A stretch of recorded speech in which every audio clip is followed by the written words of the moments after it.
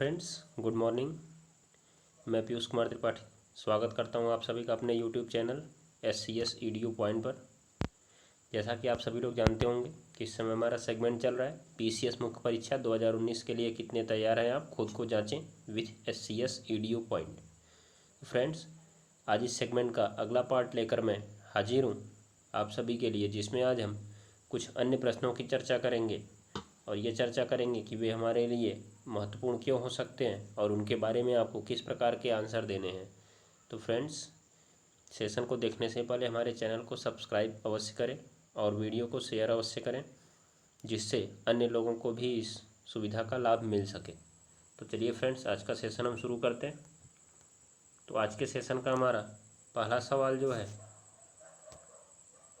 राज्यों में भ्रष्टाचार निवारण तंत्र के रूप में लोकायुक्त की भूमिका का परीक्षण करें। तो जैसा कि आप सभी लोग जानते होंगे कि लोकायुक्त अर्थात लोकपाल की नियुक्ति की चर्चा काफ़ी दिनों से चल रही थी। हमारे अन्ना हजारे ने इसी नियुक्ति को लेकर काफ़ी बड़ा अनशन भी किया था, जिसके बाद लोकपाल नियुक्ति की घोषणा हो गई थी और पिछले साल पहला लोकपाल नियुक्त किया गया है PC घोष को, पिनाकी चंद्र घोष को। तो इसलिए यह सवाल आपके लिए काफ़ी महत्वपूर्ण हो सकता है।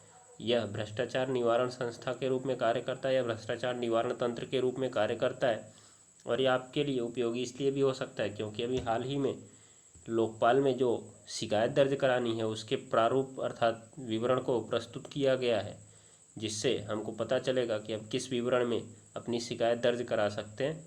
तो यह प्रश्न आपके लिए चर्चा में है और भ्रष्टाचार से संबंधित प्रश्न है, इसलिए आपके प्रश्न पत्र में दिखाई दे सकता है क्योंकि आप एक सिविल सेवा के अधिकारी बनने जा रहे हैं।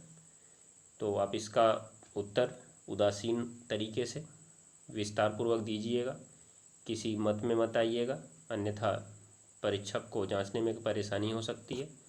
हम लोग सेकंड क्वेश्चन की ओर आगे बढ़ते हैं। दूसरा क्वेश्चन कहता है, संसदीय समितियों के गठन की आवश्यकता, उद्देश्यों और कार्य की चर्चा करें।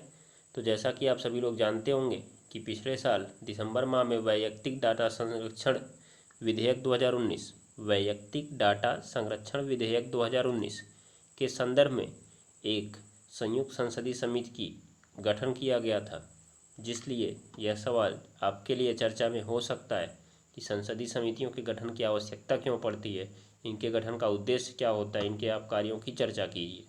तो आपको यहाँ पे कार्यों की चर्चा करनी है, उद्देश्य बताने और आवश्यकता बतानी है। इसे आप विस्तार पूर्वक हल कर सकते हैं।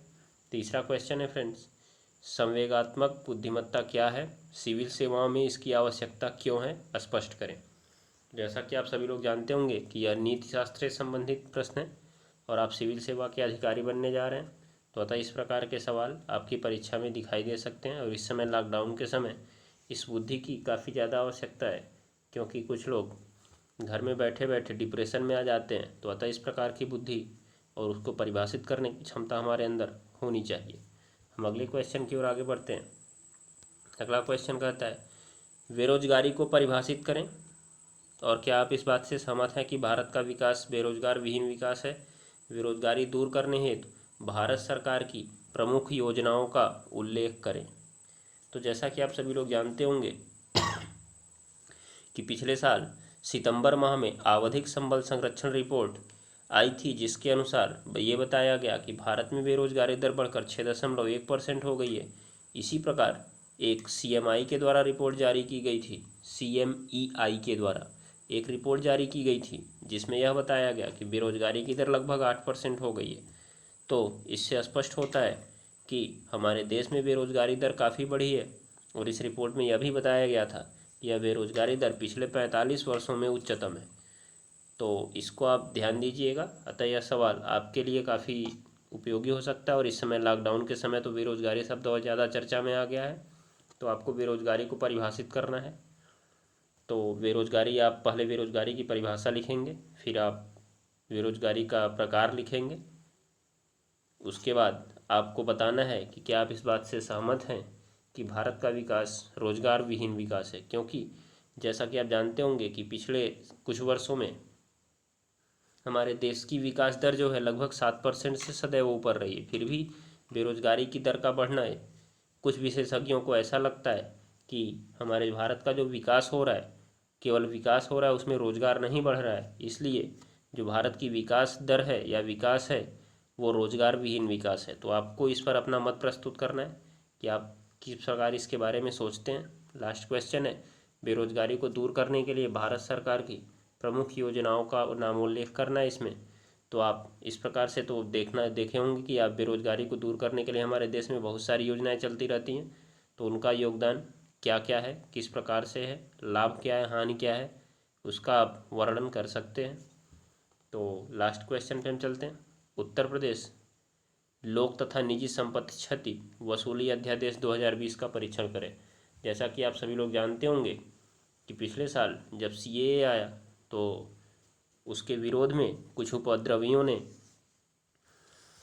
हमारे लोक संपत्ति को काफ़ी ज़्यादा नुकसान पहुंचाया। उपद्रव मचाकर लोक संपत्ति, निजी संपत्ति काफ़ी ज़्यादा नुकसान पहुंचाई गई।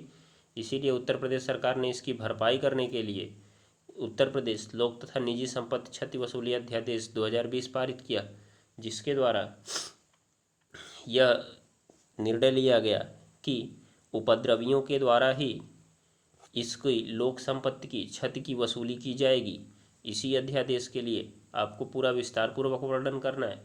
यह आपके लिए चर्चा में रहा प्रश्न है, काफ़ी ज़्यादा खासा चर्चा में, इसलिए अध्यादेश आपसे पूछा जा सकता है। तो आप इसका विस्तार पूर्वक उत्तर कीजिएगा।